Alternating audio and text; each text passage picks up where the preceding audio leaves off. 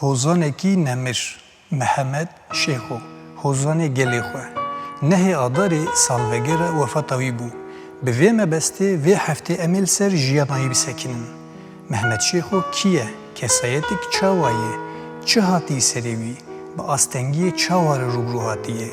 Li hemberî va zehmetiyan helwestîk çawa nîşan daye. Belê bersivê van hemû pirsan di vê vîdyoyê de ye. Mehmed Şêxo û jiyana wî. Mehmed Şêxo di sala 1948 de li gundê Xecokê yê li ser bajarê Qamişloyê hate cîhanê. Ev gund ji başûrê Qamişloyê 20 kilometre dûr e. Di malbatê de bi tevî Mehmed Şêxo 6 bira û 6 xwişk hene. Ew birayê herî mezin e. Navê wî yê bi temamî Mehmed Salih Şêmûs e. Mehmed Şêxo berê li ber destê melayê gund bi erebî dixwîne û di erebî de zehf zîrek bûye. Paşê em dibînin ku stranên erebî jî dibêje. Yani car caran bi erebî jî diaxive. Perwerdeya xwe ya heta polana hê li Qamişloyê dike û piştê dev jê berdide.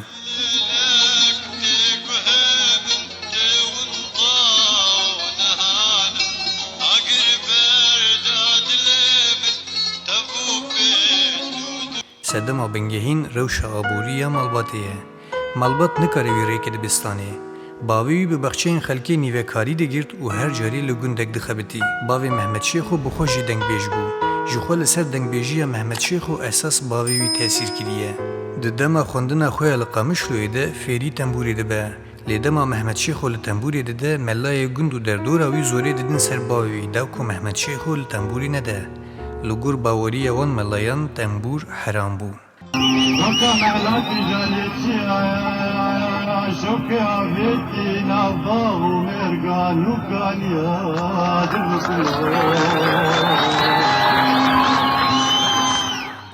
Dema wî li Qamişloyê dixwend aram Tigran nas dike û li stranên aram guhdar dike û pê re jî dibêje.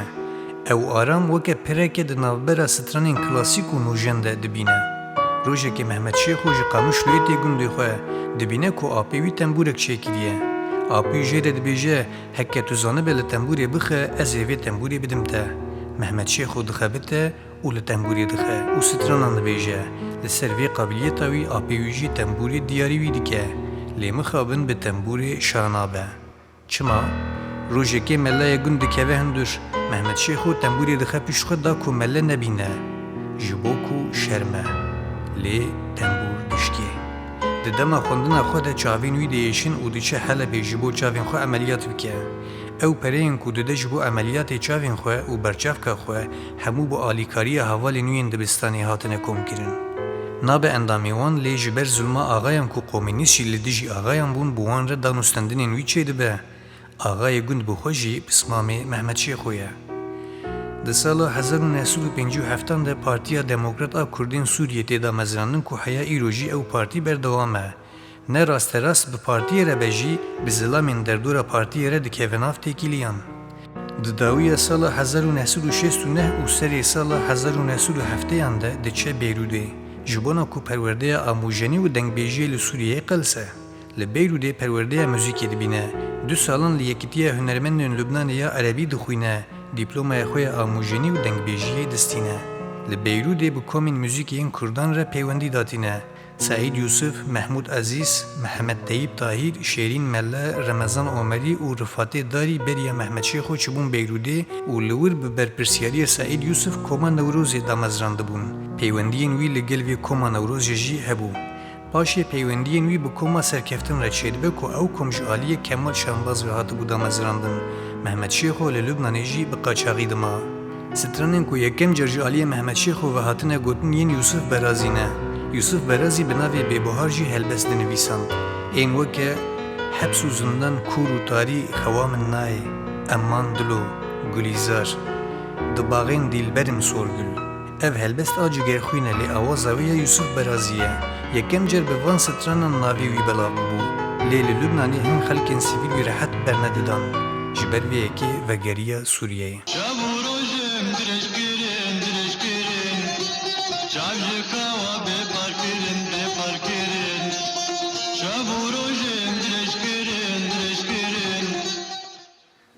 Mehmed Şêxo bi qederê 2 mehan li şîrketa Rêmêlan a petrolê kar dike.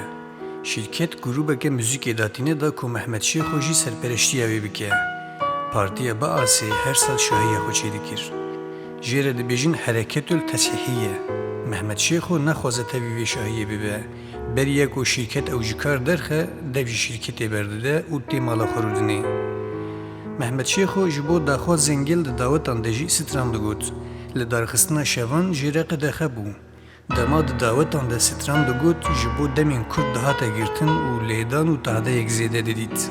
Di sala 1972 de ji bo tomarkirina dengê xwe diçe radyoya Bexdadê. Li wir gelek kesên Kurd dinase, yên wekî Mehmet Arîf, Tehsîn Taha, İsa Berwarî, Şemal Tahîr. Ji helbesvanan Sebrî Botanî û Xelef Sebarî jî nas dike. Ji mehekê zêdetir li Bexdayê dimîne. Lê piştî ku di zîvira Sûriyeyê nav û dengê wî bêtir belav dibe. Li Bexdayê stranên wî yên ku tomar dibin hinek ciwan evin. Carek min dîbû gewrek, emman dilo, min bihîstî tu nexweşî, azade şîrîn. Piştî ku nav û dengê Mehmet Şêxo ji radyoya Bexdayê bilind dibe û dengê wî tê bihîstin dewleta Sûriyeyê jî aciziya dike.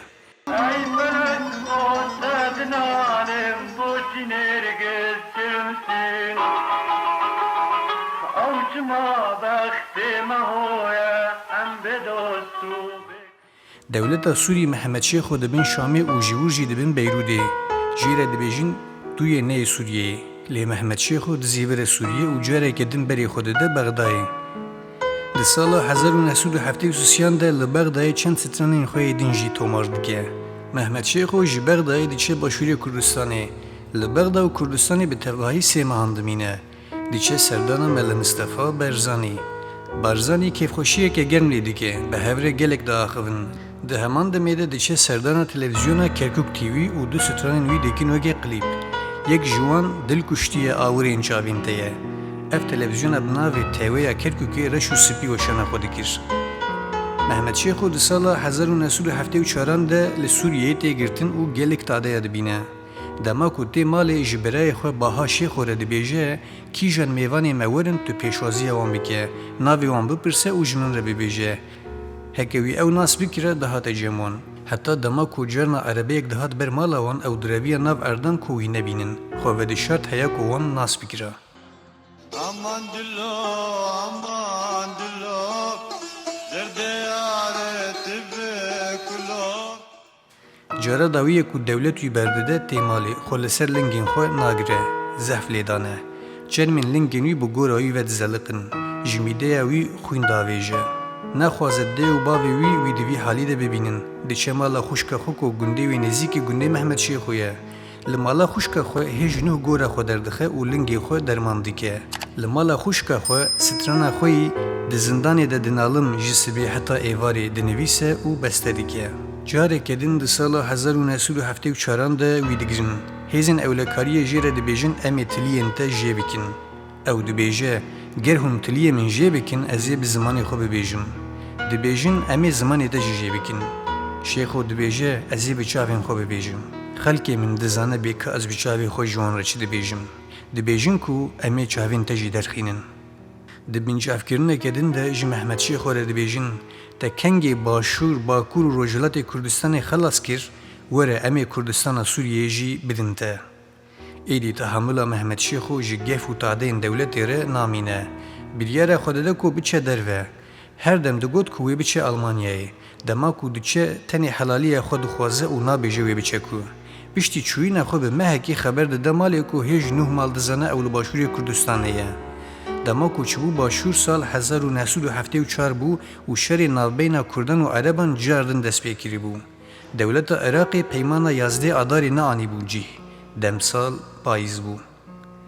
Mehmet Şêxo carna li beregehên partiyê dima, carna jî li malan. Ew jî weke pêşmergeyan her tim cih diguhert. Heta carekê ji ber şer tembûra wî jî şikiya bû. Şerê 1974 zirarek mezin da Kurdan. Di sala 1975 de peymana Cezayirê ya şeşê adarê di navbera Saddam Hüseyin û Şahê Îranê de hate îmzekirin. Bi vê peymanê helwesta siyaseta navnetewî li hemberî Kurdan diyar bû. Barzan û hevalên xwe biryardan ku şer rawestînin. Piraniya xelkê sivîl û peşmerge derbasî Îranê bûn. Mehmet Şêxo jî bi pêşmergeyan re weke pêşmergeyekî derbasî Îranê bû.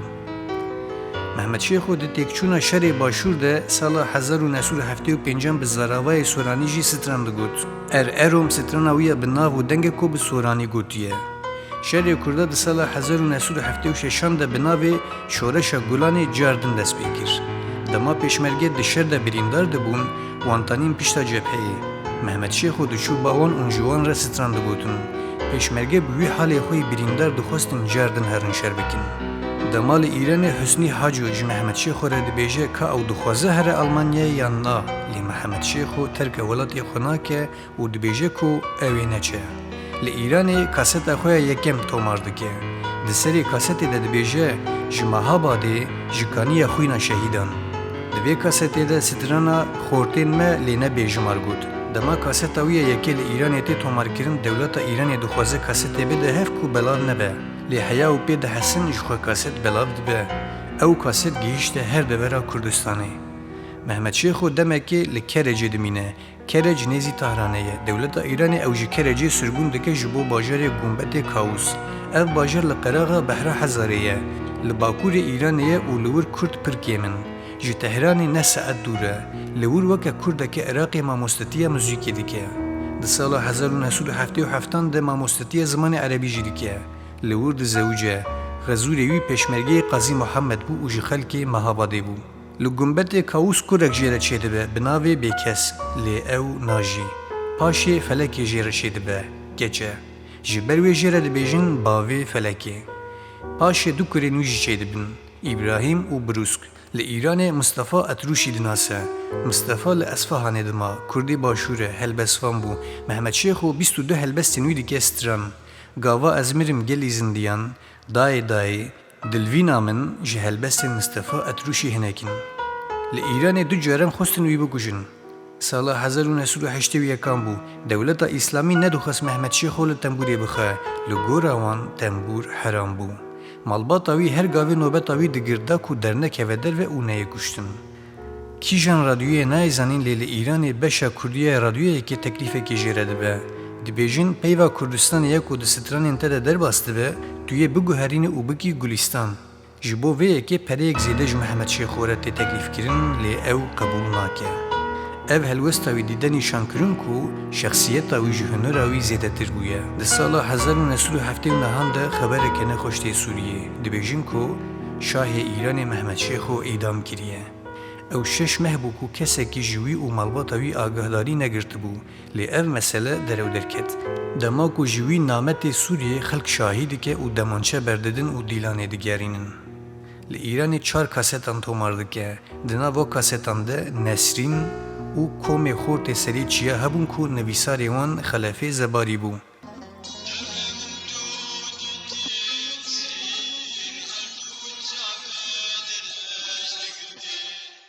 محمد شیخ و حیات داویه سال 1982 ل ایران ادمینه د داویه وی ساله ده تاوی جن و زاروکن خو تیشامه ل اوتل ادمینه ل کولین وی اولهی 7 روز دوام دکه ج دولت ردبیجه از بریا 9 سالان جویر در کتبوم گرهون من قبول نکن از جویر بزیورم دبیجن نا نچه لورجی گله گوهران چیبونه ل اوتل گله خرد چه سرداناوی پشتی 7 روزان وی برددن محمد شیخ د 4 سبات 1983 ده قامشلوی تبی کو سرمایه جی خلکی کرد گله کستن پیشوی و زاروکنوی خلق جی کیفان سلاحان ده تقینه لسوریه ده سال 1983 ده کاستک دردخه بناوی از بوم فرار پرانی کلامان جی هلبستن یوسف برازی بوم جی 1983 حتی 1986 هر سال کاستکی تومارده که به تواهی 14 کاست نوی هنه لیجار جاران یکو جی ستران گوتیه و پاشی وان سترانانه قط نگوتیه اگر مرو وانا جی حساب بکه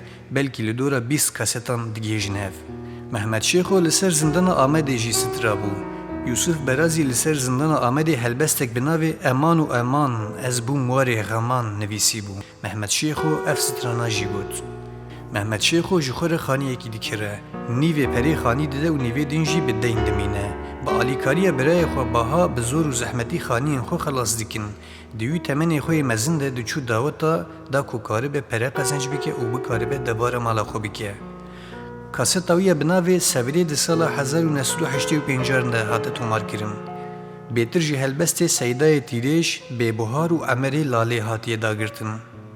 Mehmet Şêxo û birayê wî biha bi hev re dibin weke ekîbekê, lê paşê dev jî strangotina di dawetan de berdide û nabêje, aciz bûye. Di sala 1984 de li Efrînê bi Seydayê Tîrojê tevlî pîrozkirina Newrozê dibe. Hemû kamerayên ku dîmenên roja Newrozê pê hatine kişandin ji aliyê polîsan ve tê berhevkirin. Tenê yek xortek dikare tevî kameraya xwe bireve û xelas bibe. Paşê ew kaseta Newrozê di nav xelkê de belav bû. Di heman Newrozê de bi Seydayê Tîrêjê diçin Şamê, lê wir jî tevî şahiya Newrozê dibin. Kaseta wî ya dawî sala 1986 de belav bû. Ji vê kasetê du helbest yên Ahmed Şêx Saleh bûn, yên din jî yê cegerxwîn bûn. Di sala 1986 de Mehmet Şêxo û birayê wî Baha Şêxo bi navê Tomargeha Felekê li ser rêya Amûdê ji xwe re cihekî vedikin. Lê ji ber hin sedaman û zor û pêdanên hêzin ewlekariyê nahêlin ku her du bira ji xwe re karekî bikin. Di taliyê de tomargeha wan tê morkirin û dest datînin ser hemû cihazên wan û ew jî ji holê radibe. Mehmet Şêxo beriya wefata xwe li ser helbestekê Bedirxan Sindî dixebitî ku meqam bide. Lê dawî lê neanî. Navê helbestê Şermîne Dil bû. Dirêje û li dora 45 deqîqeyan e. Baha Şêxo xebatê li ser helbestê dike û piştî wefata birayê xwe wê diqedîne. Nehê adara 1989 bû. Mehmet Şêxo beriya 4 rojan rakiribûn nexweşxanê, lê paşê wî anîbûn malê. Ji bo jiyana wî tu hêvî nemabû. Saet di 4:30 ber destê sibê de Mehmet Şêxo helma xwe ya dawî da û xatir ji vê jiyanê xwest. Xelkê ku pê dihesin dikişin mala Mehmet Şêxo. Di heman rojê de cenazeyê Mehmet Şêxo ji aliyê bêde hezaran Kurd û Kurdistaniyan ve li goristana Hîleliyê dispêrin axa sar. Belê, ji vê cîhanê Mehmet Şêxoyîk derbas bû. Bi sewt û awaza xwe, bi stranên xwe, bi welatparêziya xwe, di dîroka hunera Kurd de navê xwe bi tîpê zêrîn nivîsand. Ruhê wî şad be. Gavaz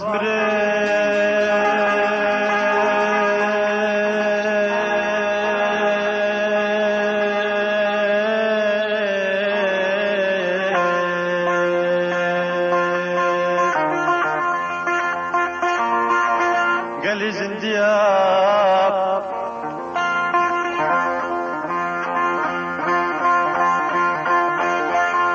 Mine veşere